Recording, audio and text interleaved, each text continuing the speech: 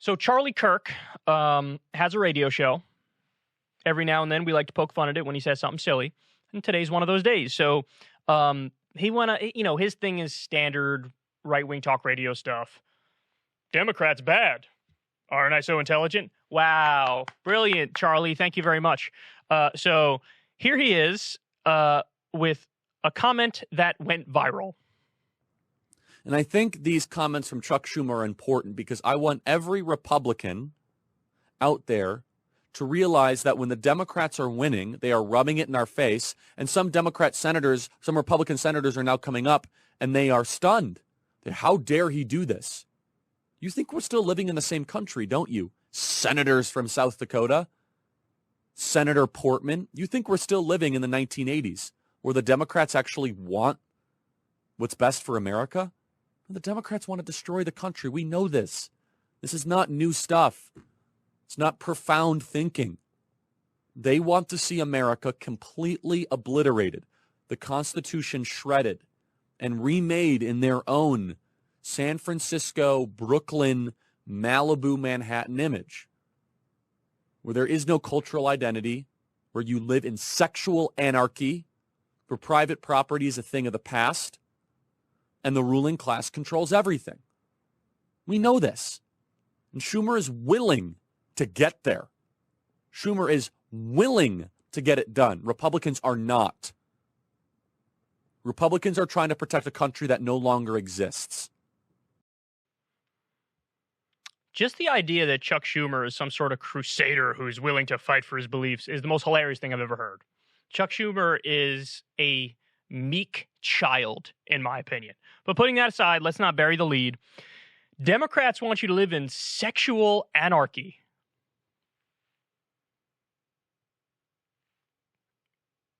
I don't even know what that means. Do you know what that means? What does that mean?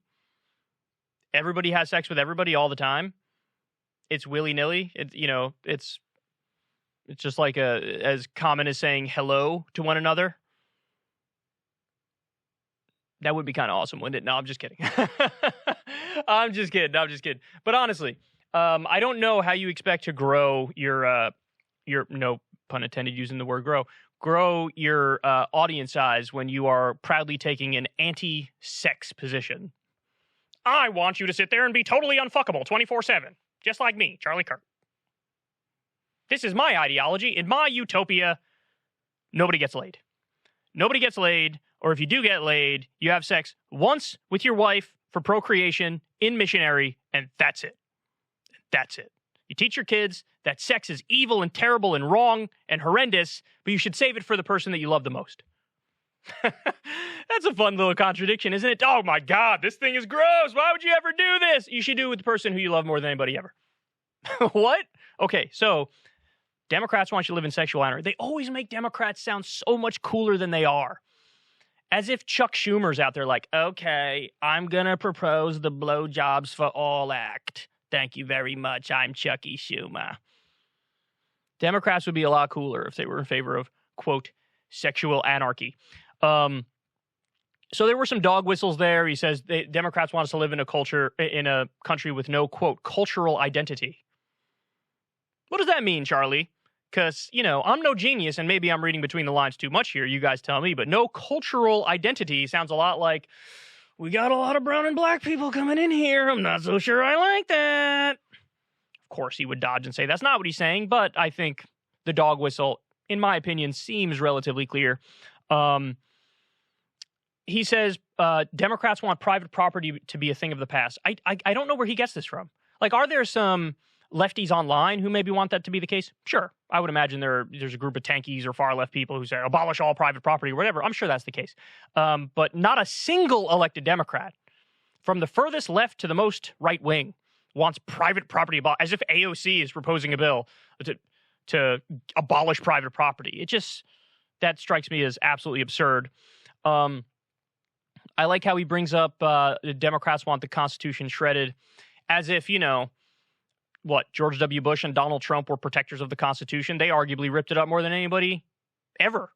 I mean, look at George W. Bush with Guantanamo Bay. I mean, talk about cruel and unusual punishment. That clearly violates the Eighth Amendment. Torture clearly violates the Eighth Amendment. NSA spying launched under Bush gets rid of your protection from unreasonable search and seizure. They want to destroy the Constitution. That's what that is. That's what that is. All the illegal wars done by, Bush, Obama, and Trump, and now some of them continued under Biden. I mean, they all seem to be pretty anti-Constitution. And as Noam Chomsky said, if the Nuremberg laws were upheld, every post-World War II U.S. president would be hanged. I mean, that's a bold comment, but I think it's true. I think he's right. And then I always love the Democrats want to destroy the country. They want to see America completely obliterated line, because I just view that as a hallmark of lazy commentary. Don't get me wrong. For the elected politicians who are like the most corrupt, yes, I think in their instance, they let their personal greed, personal ambition, personal narcissism, and money override any actual ideological beliefs that they have. They're totally bought and known by corporate America and by billionaires. And for them, I think it's kind of a fair comment to say they'd happily sit there and watch the country burn as long as their bank account is packed full. So I think in that rare instance, it's a fair point. But by and large, when you're talking about regular Joe Schmo Republican in Arkansas, or regular Joe Schmo Democrat in Colorado, or whatever, to say like, oh, since you disagree with me, you want to destroy the country, or you want the country completely obliterated. That's just so lazy. Why can't you actually listen to what people are saying, hear them out, and then respond to it? Like, people have different ideas, and if you give it a chance and you hear them out, maybe you'll agree with some of them. Now, you'll probably disagree with a lot of them, but why does it always have to be like nefarious? Like everybody who's not already on your page is some comic book villain twisting their evil mustache like, yes, I don't want good things for the country, and I just have a different ideology. I want to destroy the country. It's just such a child's way of thinking. It's a way to not think. It's a way to do lazy political commentary. And that's what he's doing. And then final point is, I love how he does this. This is classic Charlie Kirk. He said at the end, under the Democrats, the ruling class will control everything. Charlie, I got news for you. The ruling class controls everything under Democrats and Republicans. And in fact, a lot of the policies that Charlie himself pushes for would further help the ruling class. Tax cuts for the rich, for example. I mean, that nothing helps the rich, the ruling class more than tax cuts for the wealthy. Nothing. Deregulation. Nothing helps the ruling class more than deregulation. So a lot of the policies he favors help the ruling class, and they love those policies. And he's up there acting like what? He's some sort of populist and he's against the ruling class? My ass cheeks. Not even close, son. So, Charlie, what are we going to do with you, man? I will say he's a lot more reasonable when I was on stage debating him and I was there to press back on stuff. It's like he realizes he's got to sharpen his game in those situations. He can't just go off on silly rants like he did here when there's nobody to push back on him.